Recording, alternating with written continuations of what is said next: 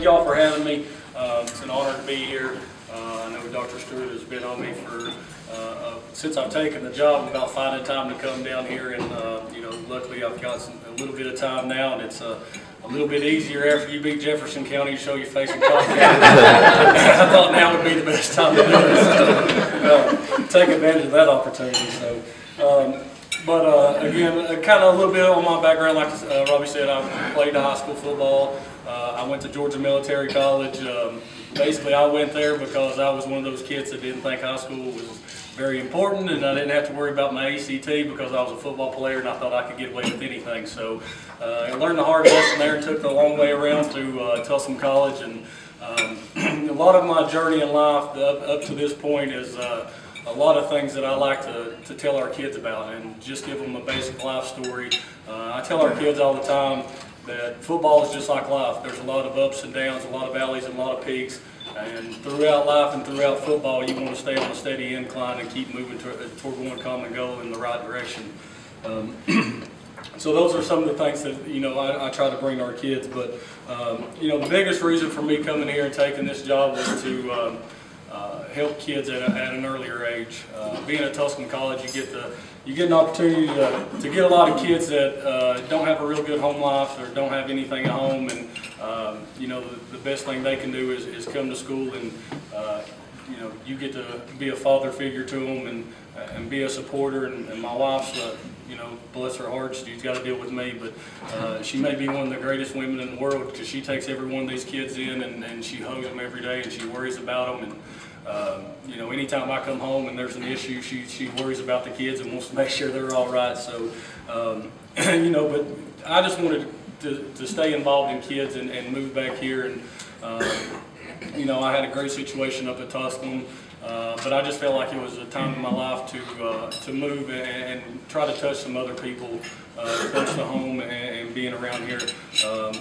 Y'all don't know, Lake City or Rocky Top now that it's called, is about an hour away, just on the other side of Knoxville. My wife's from Greenville, so we're all kind of home here, and you know, all that. So, but we, you know, a couple of things that we do try to instill in our kids is those, you know, about the valleys and the peaks of life, and try to get them to be good students, good kids, and we want to teach them to grow up to be good young men. We feel like if we take steps in that direction, that the winning and everything else is going to take care of itself. But we want good people in the community, and I tell our kids all the time, when you go off to college, whether you play football or you don't, I want people to say, hey, you know, those people from Cocke County, those are good kids. That's the way that they're supposed to be raised and brought up, and that's the kind of the mentality that I want people to have on my kids in Cocke County at this time. And you know, any kids that we have going out into college or going into the workforce or anything like that, we talk to them about hard work and dedication, not just on the field, but again off the field. So you know, on the field, we consistently pound on them about being at practice and being on time and doing the little things right, and the dedication that it takes to get over the hump that we feel like we have right now of changing the culture in Cocke County and Cocke County High School and Cocke County athletics.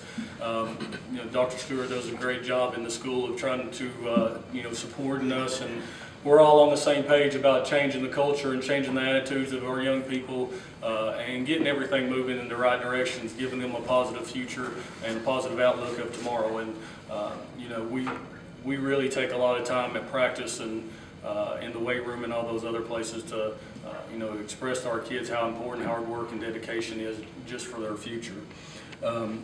Just want to talk briefly now a little bit, you know, kind of about our season. Right now, you know, as a football coach, you're never happy with where you're at. We can be 10-0 or whatever, and I'm still going to find reasons to complain and things that we need to work on and get better. But you know, we're 2-6 right now. We're 2-2 in our conference, which is a huge step for us from last year. Obviously, last year we went 1-9 and finished last in our conference with no conference wins. But this year we've got 2 wins in our conference, and we beat Seymour, and then we beat a pretty good Jeff County team that's, I just found out the other day, said they're third biggest school in the state or something like that. So, but you know, we're getting better. I think if anybody came to watch us play last year compared to where we're at this year, I think people see that we're 2 completely different football teams. You know, last year it was very easy for us to get behind and quit and lay down, and I spent 90% of my time during the game just trying to get our kids to play hard, to just want to do it. And this year it's so much easier for our kids developing that mentality that they want to fight and compete and play hard for 4 quarters. And we've done that. And we don't always get the results we want, and we don't always get to play the teams that we can line up and beat every week and all that. But, you know, our kids understand that, and they understand the underdog situation, and, you know, they just keep fighting through it and going on. I think one of the biggest things for us is, you know, to have a kid like Robbie come up here and introduce me and then say something, you know, I enjoy spending my time with him.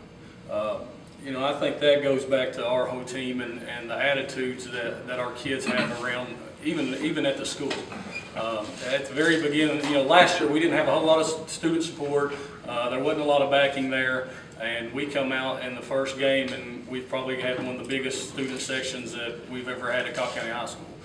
We went to Carter, and we paid for 3 buses to go to take kids down there just to go support our kids. So it's not just bleeding over into our football program, but it's bleeding over into our school, and that's one of the most things that I'm proud of. And, you know, being able to work with Dr. Stewart and our administration to be able to change those kids and those culture makes it for an easier school. It makes those kids want to come to school, and it makes them want to learn, and again, just push them to the future. And that leads right into the next thing I was going to kind of talk about is our support. You know, the community and the students have been tremendous for us this year. And our kids talk about all the time about how nice it is to go to a ball game, whether it's here or an away game, and have a student section that's supporting them, and have people from the community that's supporting them, you know, win or lose. As long as, you know, right now that our kids are fighting hard, they're just proud of, people in the community are proud to be out there and be supportive of them and stand behind them. And it means a lot to our kids, and it probably means a heck of a lot more to them, and to me as a coach, than it does than anybody really realizes. Because that's what our kids talk about, and that's what fuels their fire right now, and that's what makes them, you know, continue to work hard and go out there and put a good product on the field, as well as be good people and make right decisions off the field. Just a few other things that you know, I wanted to talk about was you know, some of our future plans. You know, for us, as far as a football team, we obviously want to keep moving forward, and we want to get better, and we want to get this new schedule going, and get to where we're competing get week in and week out, and not just competing half the time or part of the time, kind of like we're doing now. We want to be able to compete full time. So we're going to continue to build things and get in the weight room and do some things like that.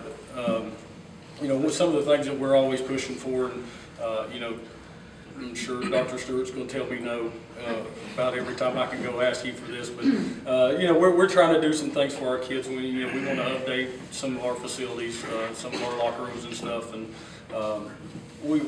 I feel like by doing that we give our kids something new. It's not a whole lot. It's not a new stadium. It's not $1 million turf field, but it's something new for our kids. And if we can continue to press forward and get to situations and build towards situations where we can do small things like that for our kids, it's going to bring more kids in and keep them more involved and keep them more excited about our football program. And, you know, so that's some of the things that we're wanting to do is upgrade a weight room, upgrade our locker room and our field house and things like that, to try to build some more excitement into our school and our program. And you know, another thing that we're looking at toward the future, and it's been a big difference, is I think a year ago when I took the job, we had about 30 kids that came to workouts, and for a 5A school with 1,200 kids, that's not very good. That's not very good at all. But you know, right now on a daily basis, anytime you come by our practice, you know, when our whole team's there, we don't have a JV game or something like that.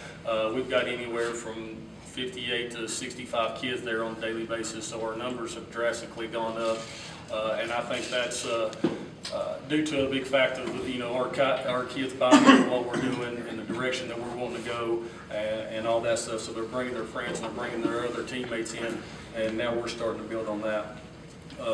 You know, obviously we've got to continue asking the community for support for all the things that we do. you know, basically our football budget comes off of the gates of people that show up and pay to get into our football games, along with our fundraisers that we do. We sell our discount cards, and we're going to try to do a golf tournament or something this year, and a couple other things. We do some game sponsors and stuff like that. But you know, I want to take an opportunity to really kind of express to you all, some people out in the community, of where this money goes. You know, I don't want you to think that we go out and we do a fundraiser that this money goes to Coach Slover or anybody else like that. But all of our money that we raise goes directly back into our kids, and it goes to pay for, you know, we spend about $5,000 or $6,000 a year just getting our helmets reconditioned. That's not buying one piece of equipment. And it costs us about $33,000 to suit one kid for a year. You know, it's helmets, shoulder pads, pants, game jerseys, pants, practice pants, all that stuff. So it costs us about $33,000 a year just to suit a team up for 10 games. And then, you know, our kids, we've got a lot of kids that are not as fortunate as some others, and you know, so we got a lot of kids that depend on the food that we feed them on Thursdays after practice, and I feed our team twice a week. I feed them on Thursday night after practice, so I make sure that they eat before they go home and they're going to get a meal, and then I feed them on Friday after school, so I know that they've eaten something throughout the day before we go play on Friday. And that's kind of where a lot of our money and our fundraising goes, and we take a lot of pride in trying to fundraise and get out and raise money. And I just wanted to take the opportunity to tell you all kind of where this money goes. It don't go to me, it don't go to anything that you see. You know, it goes directly back into our kids. It goes to protect them with their uniforms and their paddings, and you know, gives them a pair of shorts and a t-shirt, and it allows me to put some money up, so when a kid comes to me and says he don't have cleats, that I can go buy him a pair of cleats, and I've got the money to go do that. You know, just want to take an opportunity to tell you all that. But, you know, truly from the bottom of my heart, I appreciate all the support that we're getting and all the people that's standing behind us. I'm proud of the direction that we're moving as a football team and as a school, and very honored to be here. But again, thank you all for letting me come and speak today. And we got time for questions. Okay, and then that's what I was checking to see if anyone had any questions before Coach Mathis hit me and told me to sit down. Yes, sir. The discount card you're talking about, my assistant came in this morning and said our discount card is expired. When can we get a new one? So that raises, are they for sale and available now? Or? Yes, I still have some. Actually, what we do is we try to sell, they run out in August, and what we try to do is we sell them basically from July until we can get them run out of. Okay. So about July every year there should be coach, players, anybody around there. You can call the school if you can get a hold of somebody. I usually take some and leave some at the office and leave some with our bookkeeper and stuff like that. But yes, I've probably still got a couple of hundred left in the field house that we can get rid of. But we try to sell those usually in July when those come out. Is there interest? I can see if I can get the coach. I can bring some maybe next week. Is there interest from anybody else that would want to buy one? Okay, I can get 4 or 5 of them. Yep, no problem. Anybody else got questions? Yes, sir. How many more games you got this year? We've got 2 more. We play. We go to Cherokee this Friday night. We feel like we've got a good opportunity to win the ball game. Get back to being 3-3, and then next week we have senior night at home. It'll be our last home game against Morristown West. It'll be a hard one. It'll be a tough game. I think of, you know, you can ask Robbie or some of our players. You know, I think right now our teams we got 2 different teams. We got a team that is not ready to play when we get there, and we get behind them. We got to struggle to fight to get back into it, and then we got a team that gets off the bus and they're ready to go, and we end up playing a pretty good game, and we give ourselves a chance every week. So hopefully we can get that team to show up these next 2 weeks and get us a couple more wins and finish on a strong note. Got any injuries this year? No, you know, this has probably been the only football season I've ever been through where I've really not lost somebody to injury. But we've been fairly healthy, and you know, basically we've got some bumps and bruises, but our kids have played through it every week, and I don't think I've had anybody but one kid sit out for more than a half or a game this year. So I think it's because they're being more aggressive. You take less punishment when you're hitting than getting hit. that's right. Okay. Robbie. Coach, can you talk talk about, I've heard that there may be some restructuring of the conference. You may want to bring Seth up for that. No, but yes, TSSAA has put out a thing to vote to reclassify everyone just for football for the next 2 years. That vote is going through. They are changing it. What they've done is they've taken the 32 largest schools in the state and they've put them basically in a 6A conference. Every school in 6A will now automatically make the playoffs. So they can go 0-10, they can go 1-9, they automatically make the playoffs, and they basically just kind of seed themselves based on who they play and how their record is. And then what they've done is they've taken everybody else in the state and they've divided it up into the old playoff format with 5 classes. So right now, based on the numbers, correct me if I'm wrong, Seth, but I think our number of student enrollment was 1,201 students, which puts us in a 5A class, and right now in a 5A class that will put us in with Morristown West, Morristown East, Daniel Boone, Davie Crockett, Tennessee High, possibly South Dole, and possibly Sevier County again. So there's several options out there where we can get moved to and what we can do, but most likely my thinking of it is we're going to be in with Tennessee High, Morristown East, West, Daniel Boone, and Crockett. And I think they're going to move Sevier County and South Dole to a Knoxville, more centralized location than keeping them up here with us instead of sending South Dole to play Tennessee High and things like that. So I think they're going to keep them in Knoxville and it's going to move us down.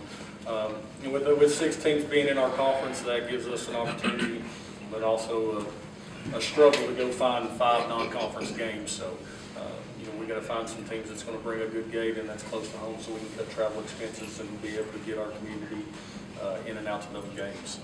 Do you feel like that will be a good thing for the team, this restructuring? When it first came out, we originally thought it was going to be a really good thing for us. But again, with some surprise and drops in enrollment and changes in enrollment, it's put us in a very similar situation that we're into now. The difference for us now is to continue to build stability and build our younger kids up and keeping kids in our program and keeping kids at home. Because I'm really just tired of hearing kids say, well, I'm going to go here and play and I'm going to go there and play, and why are you leaving home? You played here, you lived here your whole life. Now we've got to give them a reason to want to stay here. And we've got to stop some of these kids from going out and going to other schools and going to other counties and playing, but we've got to keep our kids at home and give them a reason to want to be here and want to play for us and want to make Cocke County football better. Anybody else? Y'all are easier than my team. They usually